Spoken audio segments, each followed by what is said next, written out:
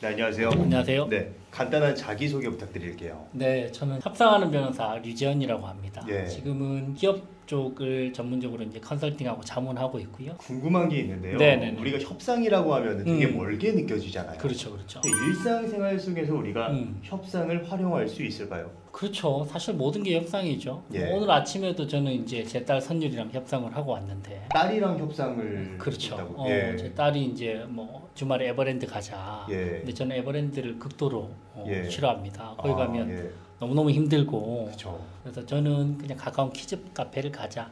뭐 이런 식으로 이제 협상을 하는데 그런 것뿐만 아니고 사실 모든 게 협상이죠. 직장 생활을 하면 뭐 팀장님과 협상을 할 수도 있고 또 연인들끼리도 협상을 할 수 있죠. 휴가를 어디 가자. 아니면 부모님 선물을 어떤 걸로 드리자. 사실 서로 커뮤니케이션을 하면서 만족하는 합의점을 찾는 과정들은 전부 다 협상의 범주에 포함될 수 있습니다. 그러니까 협상이라고 어렵게 생각할 게 아니라 상대와의 협의점을 찾는 거다. 그렇죠. 사실은 우리의 대다수의 커뮤니케이션은 전부 다 협상의 범주에 포함되거든요. 예. 사실은 오늘 이제 몸장님이랑 저랑 이렇게 인터뷰를 하는 과정에서 사전에 논의하는 것도 협상일 수 있고 아니면 몸장님께서 이제 클래스 101 지금 찍으시잖아요. 예. 그럼 클래스 101 측이랑 여러 가지 조건에 대해서 협의하는 거 이런 것들도 사실 전부 다 협상의 범주에 포함될 수 있죠. 그러면 이게 협상이라는 게 사람들을 설득하는 네네. 것과도 일맥상통하는 그렇죠, 건가요? 그렇죠. 설득의 과정이 포함되는 건 거죠. 협상을 하면 이제 상대방을 설득을 해서 서로 간의 조건을 협의를 하고 그래서 이제 만족하는 합의점을 찾는 그 과정들, 그 커뮤니케이션 과정 전체를 우리는 협상이라고 표현을 하는 건 거죠. 많은 사람들이 좀 일상생활에서 누군가를 설득하는 거를 굉장히 어려워하고 잘 못하는 분들이 계실 것 같아요. 저도 그렇죠. 약간 좀 부담이 되거든요. 네네네. 그럴 때 좀 잘 못하는 사람들이 가지고 있는 특징 그런 게 있을까요? 몇 가지가 있는 것 같아요. 특히 이제 우리나라 사람들이 설득이라고 하면 지나치게 좀 논리 중심적으로 접근을 하는 것 같아요. 논리가 탁탁 맞고 아기가 맞고 수치를 대입을 해서 상대방을 기죽여야만 설득을 할 수 있을 것이다. 이런 생각을 좀 많이 하는 것 같은데 곰곰이 생각을 해보시면 몸장님도 그렇고 저도 그렇고 생각보다 우리가 그렇게 논리적이고 똑똑한 사람들에게는 잘 설득이 안 되는 경우들이 많아요. 그런 것 같아요. 오히려 우리가 귀를 기울이면서 저 사람 이야기에 설득력이 있다라고 생각하는 사람들의 특징은 가장 쉽게 이야기하면 내가 좋아하는 사람의 이야기에 우리는 끌립니다. 본능적으로. 생각보다 논리적이고 이성적으로 접근하는 것보다는 기본적으로 우리가 부정할 수 없는 대전제는 내가 좋아하는 사람의 부탁에는 우리는 절대적으로 약하다는 것이죠. 생각보다 감성적이고 감정적인 부분이 크게 작용을 하는 건데 예. 저는 오히려 예. 조금 더 좀 마음을 풀고 조금 더 감정적으로 감성적인 부분을 상대방에게 좀 강조를 하면서 접근을 하는 방식이 설득에 있어서 더 유리하지 않을까라는 생각이 듭니다. 지금 말씀해주신 얘기를 들으니까 갑자기 예전에 대학교 때 네. 이쁘장한 분이 네. 이거 좀 해달라고 하면 거절하지 못했던 제 그렇죠. 과거의 그렇죠. 그 민낯이 좀 느껴지네요. 예. 그건 뭐 좋아하는 분이라고 할 수도 있지만 예. 기본적으로 매력적인 분이 나한테 부탁을 하는 것에 대해서 우리는 절대적으로 약하거든요. 근데 A라는 사람입니다. 굉장히 똑똑하고 엘리트예요. 예. 근데 이야기를 하는 거 쭉 들어봤는데 맞는 말이긴 한데 우리가 거절하고 싶을 때들이 많아요. 그러니까 똑똑한데 설득력이 약한 사람들이 은근히 되게 많다는 것이죠. 근데 그런 정보를 전달하기 전에 그 정보의 가치를 높일 수 있는 가장 좋은 방법은 정보 전달자 이 메신저에 대한 호감도를 높이는 게 이제 가장 중요한 건 거죠. 메신저에 대한 호감도. 그렇죠. 예. 메시지 자체에만 너무 집중하기보다는 예. 그 메시지를 전달하는 그 메신저에 대한 호감도를 높이고 나서 메시지를 전달하면 예. 훨씬 더 상대방은 그 메신저 자체에 대한 신뢰도가 있기 때문에 메시지에 설득당할 확률이 높아진다는 건 거죠. 그렇다면 이제 처음 만나는 사람이다 아니면 이야기를 나누고 협상을 하는 관계다 예. 어떤 메시지를 전달할 것인가를 고민하기 전에 어떻게 짧은 시간에 나에 대한 신뢰도와 호감도를 높일 수 있을까를 예. 사전에 좀 고민해서 그 사람에게 예를 들어 오프닝 멘트부터 조금 바꿔서 그 사람에 대해서 뭐 내가 잘난 척을 하거나 완전 드라이하게 이야기하거나 이러기 전에 어떻게 하면 협상 초반에 설득 초반에 나에 대한 어떤 호감도를 높일 수 있을까에 대한 오프닝 멘트부터 좀 준비해서 간다면 훨씬 더 부드럽게 설득을 할 수 있는 건 거죠.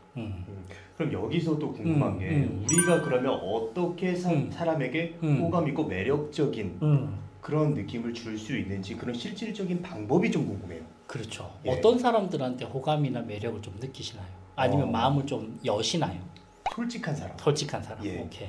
그런 포인트도 너무 좋거든요. 예. 오프닝 할 때의 몇 가지 본인에 딱 맞는 그런 오프닝 멘트나 오프닝 어떤 레파토리가 좀 있으면 좋을 것 같아요. 근데 저도 몸장님이랑 마찬가지로 솔직한 사람들에게 저는 많이 끌립니다. 예. 근데 또 누군가는 또 어떤 다른 카테고리에 많이 끌릴 수 있는데 기본적으로 우리나라 사람들이 대화를 할 때 본인의 니즈나 이런 걸 솔직하게 잘 안 밝히거든요. 그렇기 때문에 솔직한 사람들과 이야기를 할 때 약간 좀 해방감도 느끼면서 우리도 같이 마음이 열리는 예. 그런 상황들이 많이 발생을 하는데 예. 저는 초반부터 조금 더 솔직해질 필요가 있을 것 같아요. 대표님, 저희가 오늘 협상을 하면서 솔직히 말씀드리면 이런 부분에 조금 니즈가 있고요. 이런 부분은 조금 염려가 되는 부분이긴 합니다. 먼저 이야기하고 예. 혹시 대표님께서는 오늘 저희와 미팅을 할 때 어떤 부분에 니즈가 있고 어떤 부분 좀 염려가 되는지 좀 저희한테 솔직하게 말씀을 해주시면 저희도 최대한 맞춰서 한번 진행을 한번 해보겠습니다. 이렇게 만약에 오프닝을 한다면 예. 상대방도 이 사람 이 친구 솔직하네, 저 친구 자신감이 있어 보이네, 그리고 나를 배려하네, 예. 이런 생각들이 든다는 겁니다. 아, 저 순간적으로 물건 살 뻔했습니다. 갑자기 설득이 돼서 의외로 우리는 솔직한 사람들에게 많이 좀 감정적인 호감을 느끼고 또 한 가지 우리가 호감을 초반에 느낄 수 있는 포인트를 예를 들어보자면 우리는 절대적으로 나를 먼저 인정해주는 사람들에게 절대적으로 호감을 느낍니다. 나를 인정해준다고? 나를 먼저 인정해줍니다. 오늘 저 사람에 대해서 어떤 부분을 인정을 해줄까를 만나기 5분에서 10분 전에 고민을 하고 간 사람은 그 사람과의 관계의 질이 달라질 수밖에 없습니다. 생각보다 우리나라 사람들이 인정을 너무 안 해주거든요. 예. 우리는 치열하게 아시아 중에서도 이제 한국이라는 굉장히 치열한 경쟁사회 속에서 살아남는 그 과정에서 예. 우리는 남들보다 어떻게 잘할 것인가에 대한 고민이 있었지 남들을 어떻게 인정해 줄까에 대한 고민까지 할 수 있는 여유가 없었어요. 그러게요. 그죠. 저도 마찬가지고 몸장님도 마찬가지고 사실 그 반대말은 결국 우리는 인정받고 싶은 욕구가 굉장히 강한 민족입니다. 근데 인정을 잘 못 받아요. 부모님도 마찬가지예요. 예. 엄마 나 반에서 3등 했어 그러면 예. 야 3등이 뭐냐? 1등 해야지 이렇게 이제 대답을 하는 거죠. 맞아요. 그 말은 대화를 하고 협상을 하고 설득을 할 때 예. 그만큼 인정해 주는 사람은 그만큼 돋보이는 환경이라는 거죠. 예를 들면 오늘 뭐 몸장님이랑 이야기를 할 때 예. 이렇게 협상을 하거나 인터뷰를 하기 전에 사전에 몸장님에 대해서 요즘 어떤 근황이 있으신지 또 몸장님의 유튜브 채널에 대해서 인기 컨텐츠는 어떤 것인지 이런 것들을 누군가가 상세하게 보면서 그 커스터마이즈해서 몸장님께 인사를 하면서 인정을 듬뿍 해드리고 대화를 시작한다면 예. 몸장님도 사실 본능적으로 마음이 흡족하거든요. 예, 맞아요. 그러면 마음이 열리게 되는 건 거죠. 그 호감을 느끼게 됩니다. 이 사람 봐라. 이 사람 처음 만났는데 나를 듬뿍 인정해주는. 저 사람도 내가 알기로는 그렇게 꽤 대단한 사람이라고 알고 있는데 저 사람 나를 먼저 인정해주는. 그런 마음이 열리는 건 거죠. 본인의 좀 캐릭터나 습성에 맞는 상대방에게 호감을 빠른 시간 내에 캐치해낼 수 있는 그런 방법들이 각자가 좀 가지고 있으면 그리고 나서 메시지를 전달하면 내가 믿는 사람, 내가 호감을 가지고 있는 사람, 신뢰를 하는 사람의 이야기이기 때문에 훨씬 더 귀 기울여 듣는다. 예. 근데 이게 되게 재밌는 게 설득이라는 게 어떻게 보면 내 위주고 내 관점이잖아요. 그런데 결국에 그러면 설득을 하기 위해서는 내가 아니라 상대방을 먼저 상대방에 대해서 관심을 가지고 그렇죠. 집중을 해야 그렇죠. 비로소 설득을 할 수 있는 거네요. 그렇죠. 이 협상이라는 게임이 참 묘한 게임입니다. 예. 협상이라는 게 스타벅스에서 몸장님이랑 저랑 예. 대화 나눌 때랑 협상할 때 가장 큰 차이점은 예. 협상이라는 거는 결국 상대방의 입에서 예스라는 말이 튀어나오지 않으면 협상 결렬이에요. 아무리 좋게 얘기를 한다고 아무리 해도 내가 뭐 매력이 있고 내가 가진 게 많고 해도 예. 저 사람이 그냥 발전 끼고 있다 노라고 하면 그냥 결렬이란 말이죠. 그래서 어렵기도 한데 예. 그렇기 때문에 이 관점 자체를 사실 그 사람 입장에서 어떤 부분에 니즈가 있는지 어떤 감정을 느끼는지 그래서 어떻게 원하는 것을 얻는가라는 책이 있죠. 와튼 스쿨의 이제 스튜어트 다이먼드 교수가 쓴 책이고 그 책에 이런 표현이 있습니다. 상대방의 머릿속 지도를 떠올려라. 내 머릿속 지도만 떠올려요 보통. 예. 이 만화에 보면 이제 생각이 풍선 말풍선 있잖아요. 예. 항상 내 말풍선만 계속 생각하는 건 거죠. 근데 실제로는 상대방의 말풍선을 계속 생각해봐야 된다는 거예요. 여기에서의 감정 상태, 여기서 지금 뭘 원하지, 여기서는 지금 무슨 말을 하고 있지, 이 사람에게 영향을 미치는 영향자는 누구지? 이런 부분들을 우리가 계속 떠올려보고 예측하고 거기에 대해서 반응하는 연습을 계속 해나가는 것도 예. 협상력을 강화시킬 수 있는 좋은 방법이라는 거예요. 와, 이게 정말 쉽지 않겠어요. 쉽지는 않은데 예. 뭐 몸장님도 워낙 잘 하시겠지만 이게 사실 트레이닝 과정인 거예요. 예. 그러니까 협상도 사실은 트레이닝이 가능합니다. 근데 아쉽게도 예. 우리나라에서는 협상을 트레이닝 시키지 않아요. 몸장님 혹시 대학 졸업하실 때까지 협상 배워보신 적 있나요? 아니요, 저는 없습니다. 없죠. 예. 저도 없어요. 저는 경영학을 공부하는 그 4학년까지 과정에서 협상 과목을 한 번도 배워본 적이 없어요.